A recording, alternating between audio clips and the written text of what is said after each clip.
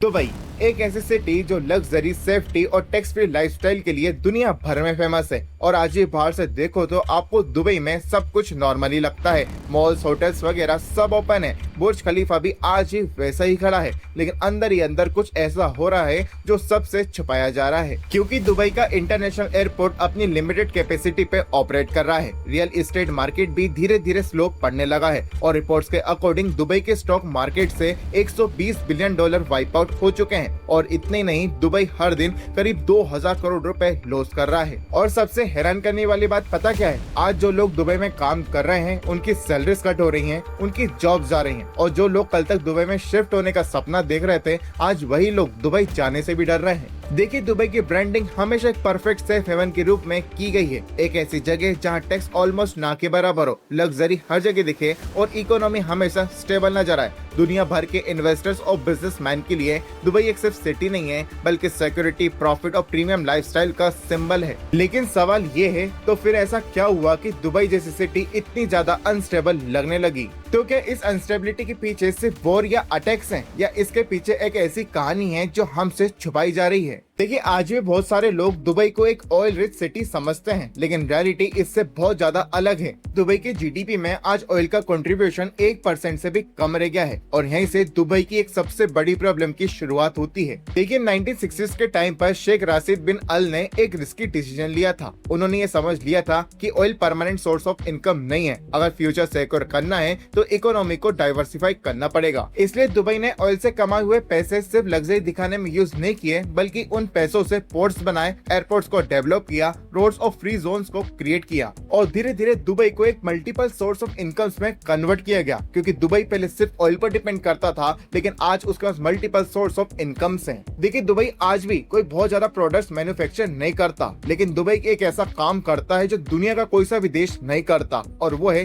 Connectivity. और Dubai की real strength oil नहीं बल्कि कनेक्टिविटी है। और मैं आपको एक और बात बता देता हूँ, दुबई तब तक ही ग्रो कर पाएगा जब तक दुनिया स्मूथली चल रही है। कुल मिला के आज वो मूवमेंट पर पूरी तरीके से टिका हुआ है। अभी तक हमने ये देखा कि दुबई की इकोनॉमी पूरी मूवमेंट पर टिकी हुई है, लेकिन असली सवाल अब ये आता है कि आखिर दुबई का ये मूवमेंट वाला सिस्टम काम कैसे करता है। देखिए, दुबई के जीडीपी का एक सबसे बड़ा हिस्सा ट्रेड से आता है। जैसे कि मैंने आपको पहले भी बताया था कि दुबई खुद ज्यादा मैन्युफैक्चरिंग नहीं करता, बल्कि दुनिया भर के बहुत सारे प्रोडक्ट्स यहाँ पे दुबई में पहले आते हैं और फिर यहीं से अलग अलग कंट्रीज में एक्सपोर्ट होते हैं। जैसे चाइना से इलेक्ट्रॉनिक्स आते हैं, जापान से ऑटोमोबाइल्स, यूरोप से मशीनरी, अफ्रीका से गोल्ड और डायमंड्स और इंडिया से फार्मास्यूटिकल्स। और फिर यही चीजें सबसे पहले दुबई आती हैं, यहाँ पर हैंडल की जाती हैं और फिर यहीं से दुनिया भर के अलग अलग मार्केट्स में री एक्सपोर्ट की जाती हैं। फॉर एग्जांपल, सिर्फ गोल्ड की बात करें तो दुबई आज ग्लोबल फिजिकल गोल्ड ट्रेड का 20 to 40% हैंडल करता है और इसी मूवमेंट को सपोर्ट करता है दुबई का एविएशन सिस्टम। क्योंकि दुबई इंटरनेशनल एयरपोर्ट हर साल around 90 to 95 million passengers handle करता है और एमिरेट्स और एटिहाद जैसे एयरलाइन नेटवर्क्स ने दुबई को दुनिया का एक मेजर ट्रांजिट हब बना दिया है। और दुबई की लोकेशन नेचुरली उसे काफी ज्यादा फायदा पहुंचाती है। अफ्रीका, एशिया और यूरोप तीनों के बीच में होने की वजह से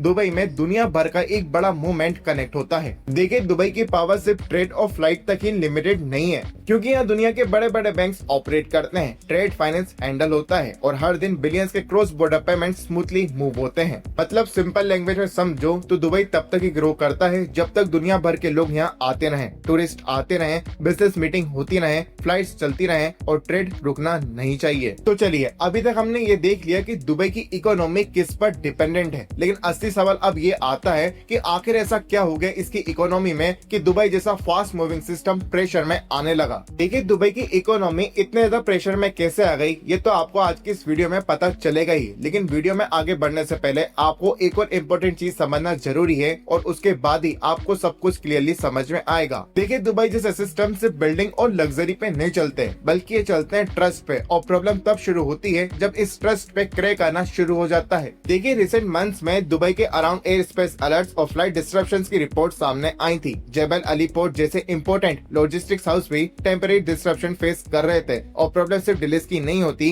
क्योंकि जैसे ही शिपमेंट स्लो होने लगती हैं, इंश्योरेंस कॉस्ट बढ़ने लगती हैं। और इससे होता ये है कि कंपनीज को अल्टरनेट रूट्स एक्सप्लोर करने पड़ते हैं, जिससे ग्लोबल कॉन्फिडेंस वीक पड़ना स्टार्ट हो जाता है। लेकिन अब असली प्रॉब्लम की शुरुआत बैंकिंग सिस्टम से स्टार्ट होती है। देखिए, रिपोर्ट्स के अकॉर्डिंग साइबर अटैक, फियर और टेक्निकल डिस्ट्रप्शन की वजह से पेमेंट डिले होने लगते हैं, जिससे पेमेंट होल्ड पर चले जाते हैं। और ऐसी सिचुएशन में इन्वेस्टर अपना एक्सपोजर क्वाइटली कम करना स्टार्ट कर देता है। और ऐसे टाइम में बैंक्स अपने रूल्स को और भी ज्यादा स्ट्रिक्ट कर देते हैं, जिससे दुबई का रियल रिस्क सबके सामने आ जाता है, क्योंकि पैनिक हेडलाइंस के अंदर कम दिखाई देता है और बिहेवियर में ज्यादा, जिस वजह से कंपनीज की डील्स पोस्टपोन होने लगती हैं और कंपनीज के प्लान रीथिंक होने लगते हैं और पूरा का पूरा सिनेरियो वेट एंड वॉच की सिचुएशन में चला जाता है। और शायद इसीलिए दुबई की असली पावर उसकी विजिबल बिल्डिंग्स के अंदर नहीं, बल्कि उसके इनविजिबल सिस्टम में है, जो दुबई का ट्रस्ट हैंडल करता है। और जैसे ही ये ट्रस्ट वीक होना स्टार्ट होता है, इसका सबसे पहला इम्पैक्ट दुबई के सबसे फ्लैशी सेक्टर के ऊपर देखने को मिलता है, और वो फ्लैशी सेक्टर है रियल एस्टेट।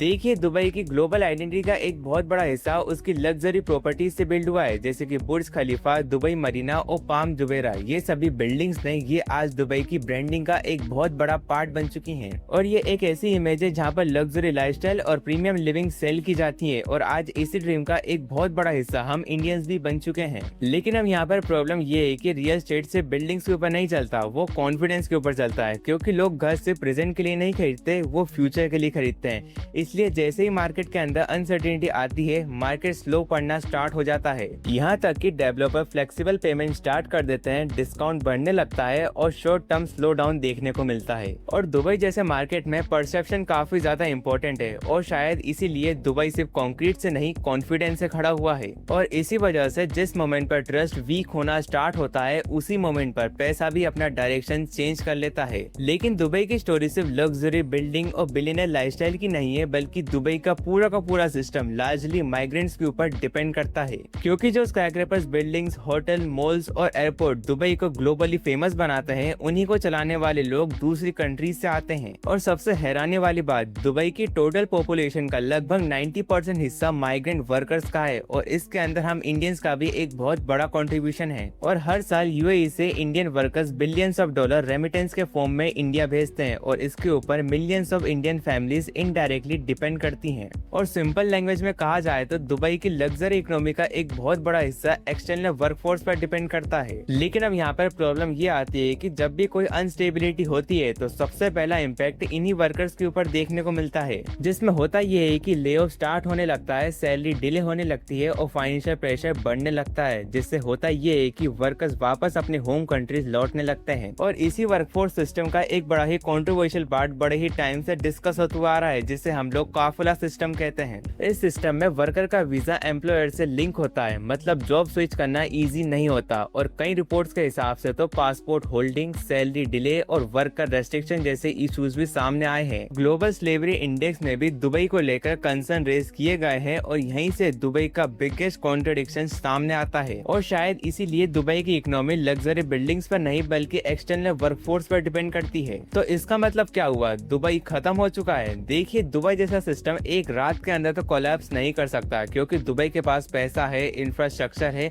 और कनेक्शन भी है। और दुबई इससे पहले भी ऐसे फाइनेंशियल क्राइसिस सरवाइव कर चुका है। लेकिन शॉर्ट टर्म के अंदर तो इस लॉस को रिकवर किया जा सकता है, लेकिन अगर लॉन्ग टर्म तक ये सिस्टम ऐसे ही चलेगा तो लॉस तो होगा। और शायद इसीलिए दुबई पावरफुल तो है, लेकिन सेल्फ सफिशिएंट नहीं है। लेकिन अब आखिरी में मेरा आपसे एक सवाल है, क्या आप दुबई के ऊपर आज भी उतना ही ट्रस्ट करते हैं जितना आप पहले करते थे? मुझे नीचे कॉमेंट्स में बताइएगा, और ऐसे ही वैल्यूएबल कंटेंट के लिए just do follow and subscribe.